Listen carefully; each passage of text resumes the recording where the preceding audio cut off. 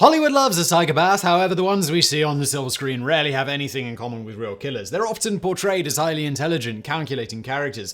Barring a few exceptions, that's just not the case in real life. The simple truth is that many of them are able to kill for years without being caught because it's really hard to find a murderer who has no close connections to his victims, especially in the days before DNA and genealogy tests. As you're about to see, most of them are hardly criminal masterminds, and they all got caught eventually due to minor, stupid mistakes. Number 10. Henri Landru skimps on train fare. Even though the killing spree of Henri Désiré Landru occurred 100 years ago, he is still remembered as one of France's most notorious serial killers. Known as the Bluebeard of Gambay, Landru's modus operandi was to seduce young wealthy widows and kill them for their money. Luckily for him, the First World War provided him with plenty of targets. In 1921, he was found guilty of 11 murders, 10 women and the son of one of his earlier victims, but some suspect that the total number might be a lot higher. Landru's downfall was caused by his own greed. He made several mistakes, such as keeping detailed records of all the possessions and financial assets that he obtained from all his victims and refusing to get rid of incriminating goods even when he was being investigated. Instead, he preferred to hide them, hoping that he could sell them later. Landru's biggest blunder, however, was refusing to buy full-price tickets for his victims since he knew they wouldn't need them. His standard procedure involved wooing the women for a few months in Paris until he gained access to their finances. At that point, he booked a journey for the two of them to his country home in the village of Gambay, where he killed his victims and burned their bodies. But because he only purchased round-trip tickets for himself, it made it clear that he knew ahead of time that the women would not be returning to Paris. Number 9. Maury Travis goes online. One simple rule for criminals should be that if you're not good with technology, maybe don't try to use it to taunt the authorities. Take, for example, the case of Maury Travis, a killer active in St. Louis, Missouri during the early 2000s. After he saw an article about his spree in the St. Louis Post-Dispatch, the then unknown killer wrote to the newspaper clarifying that he had murdered 17 women, not 12 as they had stated. He wanted them to get it right, so he included a map that led police to the remains of another victim. Here's the catch, though. The map he used was computer-generated and he downloaded it from the online travel agency Expedia. Clearly, he thought this was all done anonymously, but he was wrong. Once the police realized where the map came from, they obtained a list of IP addresses from Expedia showing all the people who had recently visited their website. Only one of them was in the St. Louis area: Maury Travis. Number 8. BTK's floppy disk failure. While we're at it, we absolutely have to mention the dumbest way that a criminal got caught due to technology. For over 3 decades, the man known only as BTK was one of the world's most notorious unidentified serial killers, right alongside Jack the Ripper or the Zodiac. It looked like he would forever evade justice for his crimes until 2004, when he decided to start communicating again. At that point, BTK had been silent for over 10 years. During the 70s and 80s, he wrote letters and postcards, but he thought that it was time for him to get with the time. He wanted to send something on a floppy disk, but was unsure if they could be traced or not. So, what did he do? He asked the police. Yep, the same people who'd been trying to catch him for decades. Can I communicate with floppy and not be traced to a computer? Be honest. Shockingly, the police were less than honest with their reply and said that it would be fine, and the truly dumbfounding part was that BTK actually believed them. His next package contained a floppy disk, which still had metadata on it from a deleted Word document last used by someone named Dennis from the Christ Lutheran Church. And just like that, Dennis Rader, aka BTK, had been identified and arrested. Number 7. An ill-advised TV appearance. Here's a useful hint: if you are currently wanted for murder, maybe try and limit your television appearances to an absolute minimum. This is one life lesson that Wu Gang chose to ignore back in 2011 when he appeared as a contestant on a Chinese dating show called Happy League under the name Liu Hao, a music teacher who won over the audience with his song and dance routine. The good news was that the women on the show picked Liu Hao over 7 other candidates. The bad news was that a viewer at home recognized the music teacher as Wu Gang, who was wanted by the police for killing a man outside a restaurant in Jian City 13 years earlier. One anonymous call to the police later, and the dating show contestant had been arrested. Number 6. An untimely trip to Arizona. Over a 1-year period during the mid-80s, Richard Ramirez terrorized the city of Los Angeles under the guise of the Night Stalker, a killer who broke into the homes of his victims at night. He murdered at least 15 people before being identified thanks to a witness description and a fingerprint found on one of the cars he stole.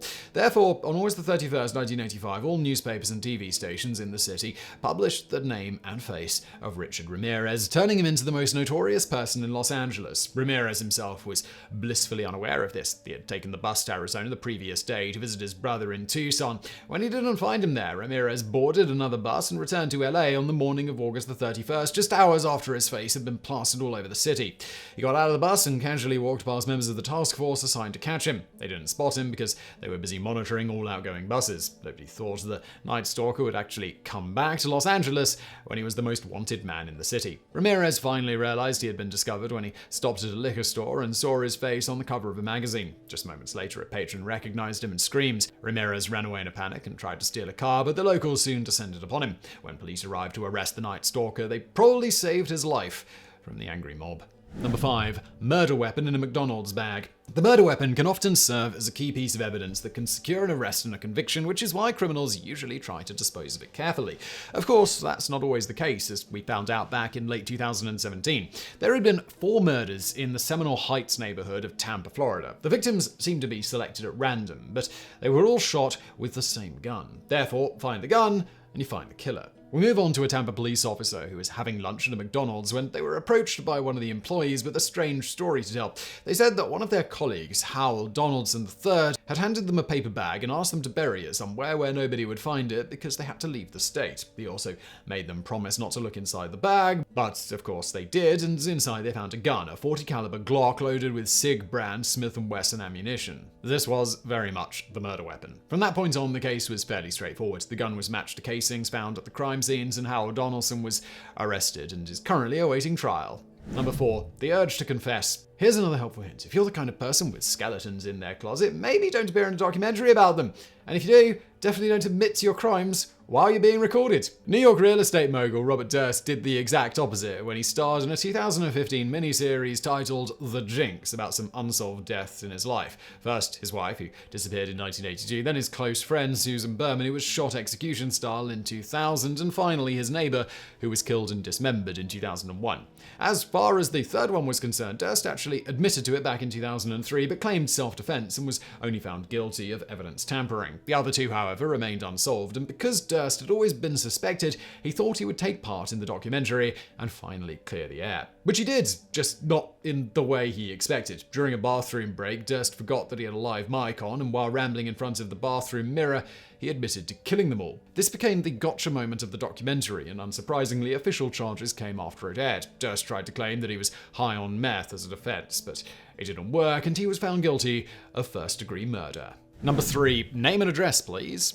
Most criminals try to leave as few things as possible behind at a crime scene that could be traced back to them. Normally, we would be referring to things like fingerprints or DNA, but in the case of Peter Goebbels, we have to be a bit more basic because he made the mistake of leaving his ID behind. Active during the mid-1980s, Goebbels raped and strangled 4 women in Berlin. While the homicide unit was investigating the murders, another division was dealing with an attempted rape where the criminal was scared off by bystanders and took off running, dropping his identification on the ground. He was 23-year-old factory worker Peter Goebbels, who admitted to the rape but denied any involvement in the murders. However, a witness identified him, and he got life in prison.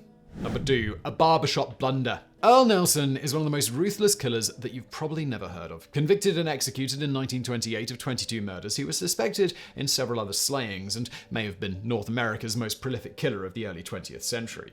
He was often referred to in newspapers as the Gorilla Man or the Gorilla Killer due to his giant, freakishly strong hands, which he used to strangle his victims. Towards the end of his crime spree, Nelson fled to Canada to evade the police, where he continued killing. He was identified with the help of a barber from Winnipeg, Manitoba, Canada, the location of Nelson's final murders. The barber remembered him because he came into his shop for a shave and a haircut with dried blood in his hair. Even back then, this was highly suspicious. So when the barber heard the police were looking for a killer in the city, he gave them the description of the man, and Earl Nelson was apprehended a week later. Number 1. Careful where you park it. It seems that the number 1 stupid mistake that foils crime sprees is bad driving. There are quite a few examples. John Rifkin drove without a license plate with a body in the trunk. Dude. Ted Bundy was caught driving a stolen car. Randy Kraft was swerving all over the road with his latest victim in the passenger seat. But probably the most notorious example is that of the son of Sam, who was ultimately identified and arrested due to a parking ticket. Over the span of 1 year, between 1976 and 1977, the son of Sam unleashed terror on New York City by attacking random couples at night. But he screwed up at the scene of his final shooting by parking his car next to a fire hydrant and getting a ticket. He also left a terrifying impression on a passerby named Cecilia Davis, who was out walking her dog. After she heard of the shooting, she contacted the police and told them of the suspicious man that she saw. Crucially, she also remembered seeing a cop ticketing cars that same night, so police checked their records, hoping they might get lucky. And they did. They found one car registered to David Berkowitz, who lived 25 miles away from where the car had been parked. The search of the vehicle yielded the murder weapon. Berkowitz was arrested and soon confessed to being the son of Sam. So I really hope you found this video interesting. If you did, please do hit that thumbs up button below. Don't forget to subscribe, and as always, thank you for watching.